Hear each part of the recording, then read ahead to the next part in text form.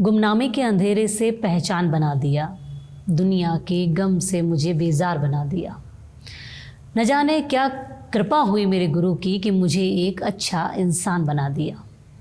एक अच्छा गुरु, एक अच्छा मार्गदर्शक अगर हमारे जीवन में हो तो हमारा जीवन खुशहाल हो जाता है, हमें सही मायने मिल जाते हैं। नमस्कार, मैं हूं योगिता सोनी और आप देख रहे हैं डेजर्ट स्टॉर्म न्यूज़।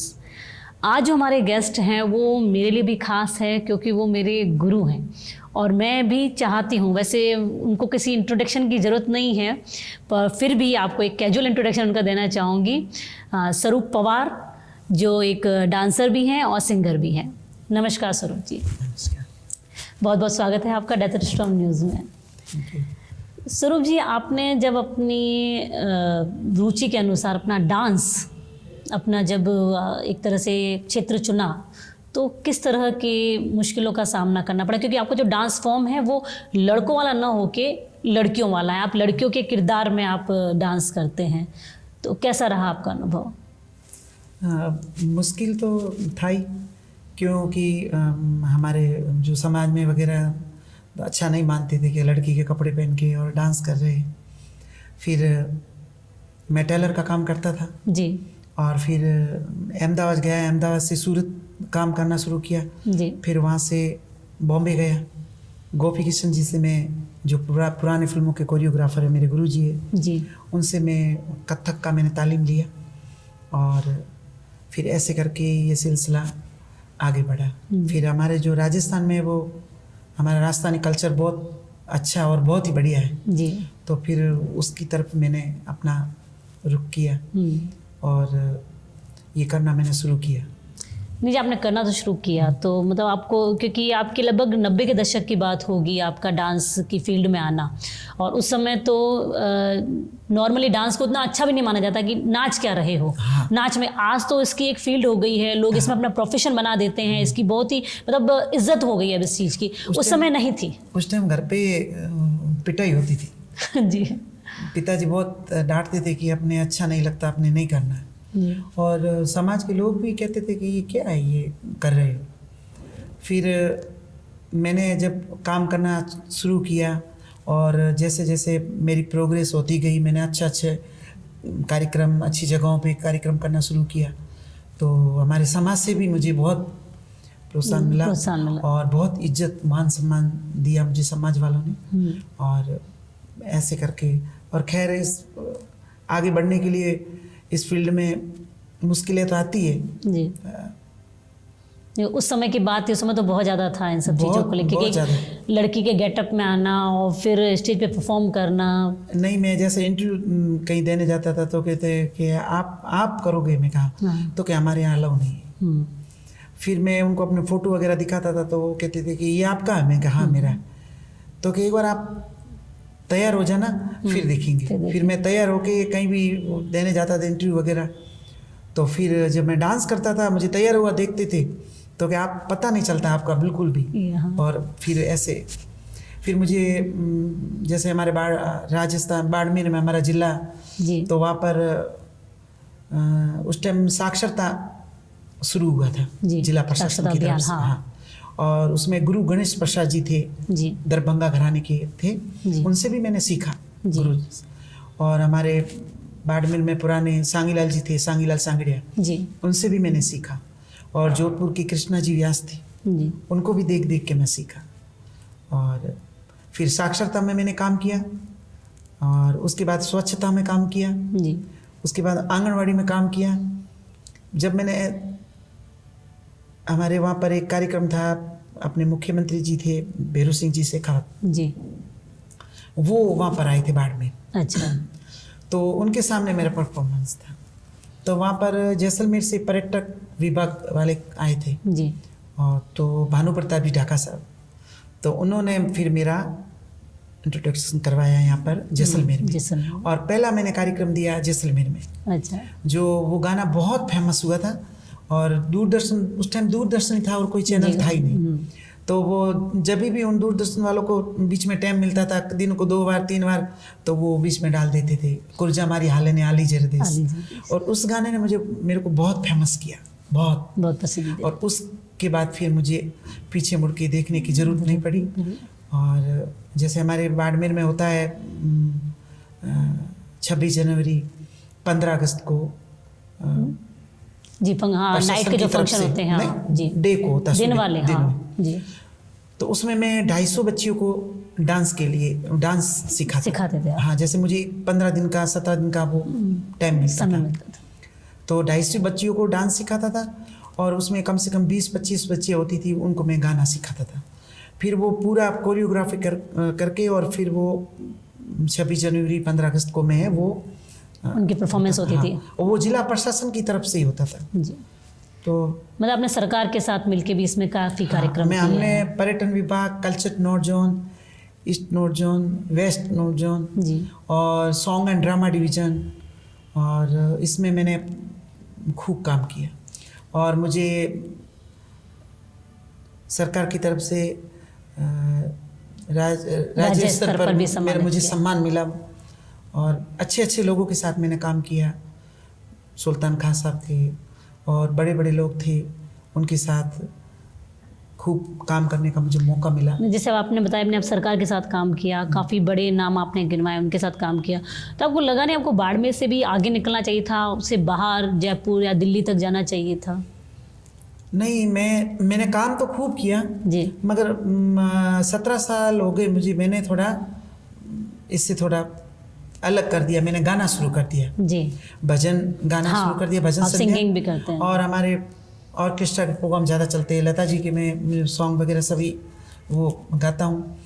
और तो फिर मेरा डांस का फील्ड था वो छूट गया जी। और अभी मुझे लगा कि वापस मुझे इसमें आना चाहिए था। मैंने गलती कर दी बीच में और अभी मैंने वापस शुरू कर दिया। मुझे हो गए 1 साल जैसा हो गया, मैंने वापस थोड़ा स्टार्ट कर लिया आपने। अभी भी मुझे बहुत अच्छा हर जगह से सम्मान मिलता, मान मिलता है कि भाई आप बहुत अच्छा करते हो। अभी भी आपका पता नहीं चलता है, तो बहुत अच्छा, क्योंकि जिनके वो रग रग में हमारे डांस बसा हुआ है। हाँ। तो फिर कहाँ ही पता चलना है कि हमने छोड़ा था कि कब चालू किया है। सही। मुझे अच्छे से याद है जब हम छोटे थे और हम स्टेडियम में गाना सुनते थे, लता मंगेशकर जी की, मतलब आपकी आवाज़ और उनकी बहुत ही सिमिलर लगती थी। ए मेरे वतन के लोगों। खैर लता जी तो एक बहुत मतलब जी, वो तो बहुत ही, हाँ, नाम भी लेना बहुत बड़ी बात है। और मगर उनको मैं रेडियो पे सुन के, और मुझे बहुत अच्छा लगता है। लता जी कभी भी फील्ड, इस डांस की फील्ड में कहीं आना जाना रहता था तो थोड़ा सा ऐसे परेशानी वगैरह होती, तो मैं उनका गाना सुनता तो मुझे बहुत एक अच्छी फीलिंग आती थी, होता था, बहुत अच्छा लगता था। जैसे आपने बताया ग्रेसी सिंह हैं, या जैसे वो भाबो जो सीरियल की अपने राजस्थानी फिल्मों के हीरो थे। तो आपने इनके साथ काम किया, तो फिर आपको मतलब क्या नहीं लगा कि जैसे दिल्ली तक आपको भी सफ़र करना चाहिए एक बार, कि वहाँ पे भी आपका स्कोप हो सकता है? नहीं, मैंने किया था। जैसे एक ताजमहल पिक्चर आई थी जी, अकबर खान जी की जी, उसमें मनीषा कोइराला और कबीर बेदी जी और पूजा बत्रा जी और किम शर्मा, ये काफ़ी हीरोइन थी। और उनके साथ मेरा सबके साथ मेरा मेहरानगढ़ में, जोधपुर में शूटिंग थी और उसमें 5 दिन मेरा वो शूटिंग चला जी। और मुझे बहुत अच्छा लगा। मगर कहते हैं ना कि फिर मैंने रुख अपना इधर कर दिया, फिर वहाँ पे नहीं हुआ, फिर मतलब बुलावा भी वहाँ से आया था, मगर फिर मैंने गाना शुरू कर दिया। फिर मुझे थोड़ा इधर अच्छा लगा। हाँ। तो अभी आप जैसे ओम शांति से जुड़े हुए हैं। हाँ, ब्रह्मा कुमारी ईश्वरीय विश्वविद्यालय जी।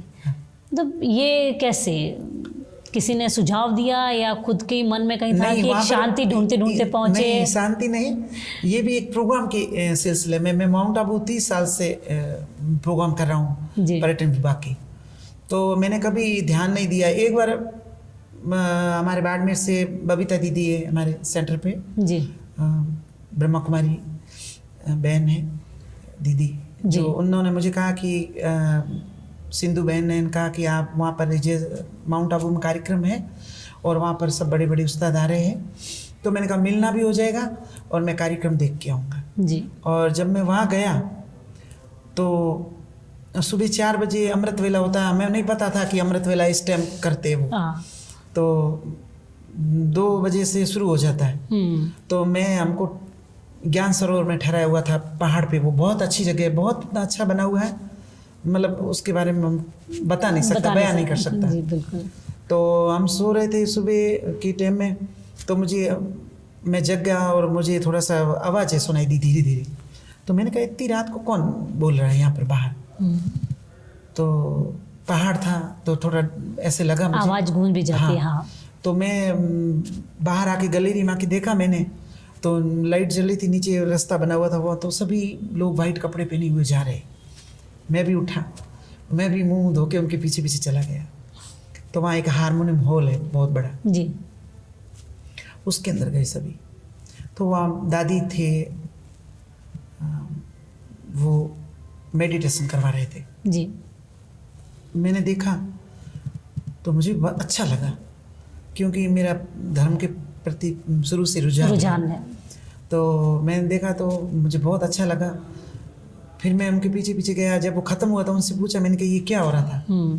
तो कि ये यहाँ पर हम भगवान को याद कर रहे थे। मैं कहा भगवान को कैसे याद करते हैं, हम भी तो भगवान को तो याद करते हैं, हम भी पूजा अर्चना वगैरह करते ही हैं। मगर ये नहीं पता था कि ये भी एक तरीका है, राजयोग मेडिटेशन जी, किस प्रकार से वो करते हैं, उसके बारे में अनुभव नहीं था। तो वो आपको अनुभव इतना अच्छा लगा कि फिर आप इससे धीरे धीरे जुड़ गए। तो उन्होंने कहा 7 बजे यहाँ पर मुरली होती है, मुरली क्लास होता है, तो आप उसमें आना। तो मैं वहाँ गया तो मुझे बहुत अच्छा लगा। फिर मैं बाड़मेर आया, दीदी से पूछा, दीदी ने कहा कि आप कोर्स करो। फिर मैंने कोर्स किया। कोर्स करने के बाद ज्ञान में चलना शुरू हुआ। फिर मुझे इस चीज़ का अनुभव हुआ। फिर डायमंड हॉल में ग्रेसी सिंह लगन फिल्म की जो हीरोइन थी जी, तो वो भी ज्ञान से जुड़े हुए जी। तो वो भी वहाँ आए। तो उन्होंने कहा कि हमको एक ऐसा चाहिए जैसे हमारे पूरा 2.5 घंटा का ड्रामा होता है, तो उसमें हमको 5 मिनट के लिए बीच में इस गीत पे डांस करने के लिए चाहिए, घड़ों वाला। जी। तो मुझे बात की हमारी दीदी ने कि ऐसा ऐसा कुछ है, तुम क्या करोगे। मैंने कहा कर लूँगा दीदी। तो फिर मेरा उनके साथ वो हो गया। जैसे आप जो डांस करते हैं, आपको जो डांस फॉर्म वगैरह है, तो आपने कभी सोचा नहीं कि मैं क्लास ही लगा दूं, बच्चों को सिखाऊं, गर्ल्स को सिखाऊं? नहीं, बच्ची आती थी मेरे पास, हमारी क्लास चलती थी बाड़मेर में जी। कम से कम 20-25 बच्चे सीखने आती थी। 2 वक्त लगता था क्लास। और ये जो फॉर्म होता है इसको क्या कहते हैं? इसमें घड़े पे होते हैं या तलवार पे आप नाचते हो? उसको भवाई नृत्य। भवाई नृत्य, हाँ। भवाई नृत्य हमारा राजस्थान का बहुत फेमस, बिल्कुल। एक जो राजस्थानी महिला होती है अपनी पूरी गरिमा में, अपनी पूरी तो जो उसका पूरा गेटअप होता है, घड़े वगैरह रखे हुए, फिर तलवारों पे नाचना, कांच में नाचना, ग्लासों पे नाचना। इसके लिए काफ़ी प्रैक्टिस चाहिए होती होगी। हाँ, रियाज तो बहुत होता है। जब रियाज तो होगा तब जाके ये संभव है, बिल्कुल। बाकी तो सही है जी। वैसे हमें थोड़ा सी समय सीमा की हमें थोड़ी सी परेशानी रहती है, पर बहुत ही अच्छा लगा और यूँ लगा कि अभी बहुत कुछ है अभी आपके पास जानने के लिए। हमें दोबारा मौका मिला तो हम फिर से आपको ज़रूर बुलाएंगे।